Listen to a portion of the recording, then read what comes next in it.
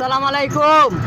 এই যে এই লোকটাকে দেখছেন, এই লোকটা আমাদের কাঁটাগড়া মোড়ে আজ কিছুদিন থেকে এই হাতের জন্য ভুগছে। তাই আমরা আজ কিছু কিছু লোকের কাছে গিয়ে আমরা কিছুটা চাঁদা উঠে আজ এই লোকটাকে হসপিটাল নিয়ে গেছি, রামপুরহাট হসপিটাল। আপনারা পারলে কিছু সহযোগিতা করিয়েন, লাইক শেয়ার কমেন্ট এগুলা করবেন। অবশ্যই ভিডিওটা যাতে ছড়পে যায় ওর নিজের আজকে লোক যেমন জানতে পারে।